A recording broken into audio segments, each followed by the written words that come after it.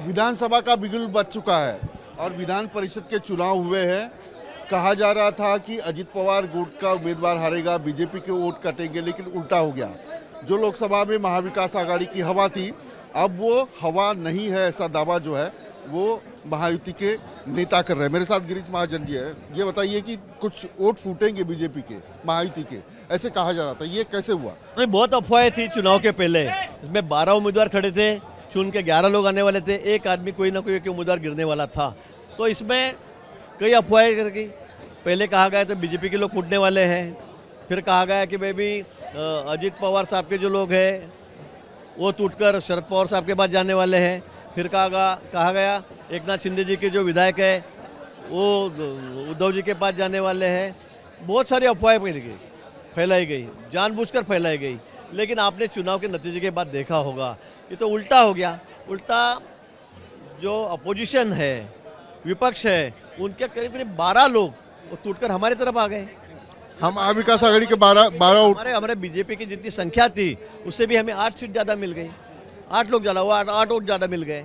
तो इसमें से आप देखिए क्या हुआ। शरद पवार ने खुद नजर रखी हुई थी, मिलिंद नार्वेकर 12वें उम्मीदवार दिए थे, जयंत पाटिल शरद पवार पार्टी के उम्मीदवार थे। तो ये 12 वोट कैसे फूटे? अभी आप ही देखिए कैसे फूटे। नहीं है उनके साथ हुआ क्या? उनमें कोई अलबेल नहीं है, महाविकास आघाड़ी में कोई अलबेल नहीं है। उनमें भी लोग उनकी पार्टी में रहना नहीं चाहते हैं, महाविकास आघाड़ी में रहना नहीं चाहिए। इसका मतलब तो यही है, क्योंकि इतना बड़ा चुनाव था, आज सब कद्दावर नेता जो उनको संभाल रहे थे उनके और संभाल नहीं पाए। 12 वोट टूटना कोई छोटी बात नहीं है, बड़ी बात है। तो इस लोकसभा में जो हुआ वो यहाँ हो सकता है, नुकसान हो सकता है। लोग अंदाजा की बात अलग थी। और फिर भी मैं कहूँगा कि 127 ऐसी विधानसभा की सीटें जिसमें हम आगे हैं, 127 सीट बहुत बड़ी संख्या है ये। लेकिन कुछ नैरेटिव रहा है, कुछ पोलराइजेशन हुआ है वोटों का, इसलिए ये हुआ था। लेकिन अभी इसके आगे आप देखिए विधानसभा में भी बहुत अच्छा चित्र दिखेगा। करीब करीब 200 के लगभग 180 के ऊपर हम लोग सीटें लाकर फिर से विधानसभा में हमारी सरकार यहाँ पर आएगी। ये थे गिरीश महाजन।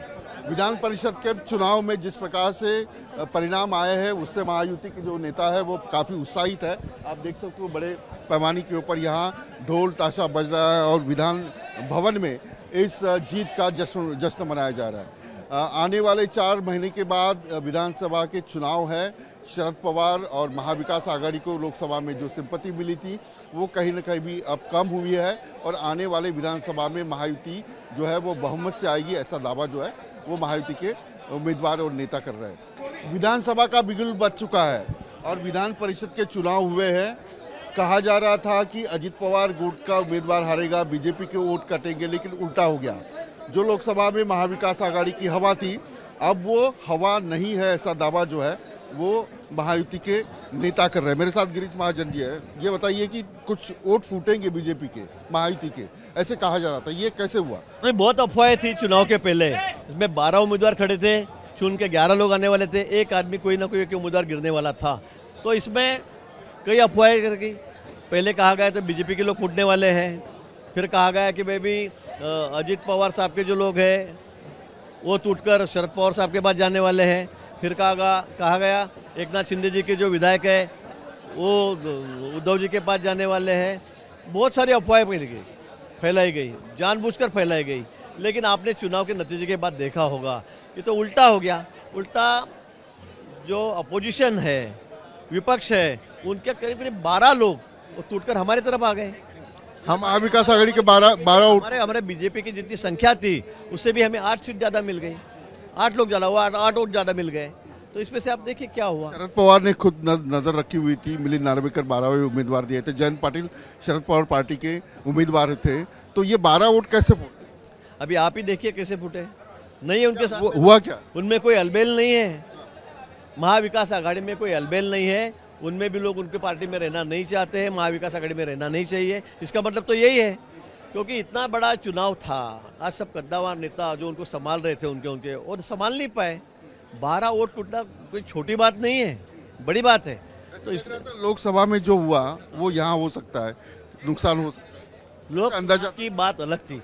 और फिर भी मैं कहूँगा कि 127 ऐसी विधानसभा की सीटें जिसमें हम आगे हैं, 127 सीट बहुत बड़ी संख्या है ये। लेकिन कुछ नैरेटिव रहा है, कुछ पोलराइजेशन हुआ है वोटों का, इसलिए ये हुआ था। लेकिन अभी इसके आगे आप देखिए विधानसभा में भी बहुत अच्छा चित्र दिखेगा।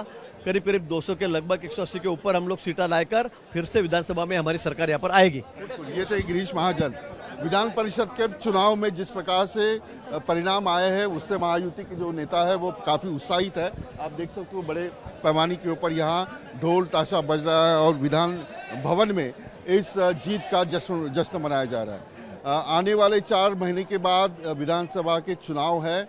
शरद पवार और महाविकास आघाड़ी को लोकसभा में जो सिंपत्ति मिली थी वो कहीं ना कहीं भी अब कम हुई है और आने वाले विधानसभा में महायुति जो है वो बहुमत से आएगी, ऐसा दावा जो है वो महायुति के उम्मीदवार और नेता कर रहे हैं। वीडियो जर्नलिस्ट राजेश के साथ Vilas Rathore, News Nation, Mumbai. News Nation अब व्हाट्सएप पर खबरों के ताजा अपडेट के लिए न्यूज नेशन के इस QR कोड को स्कैन करें।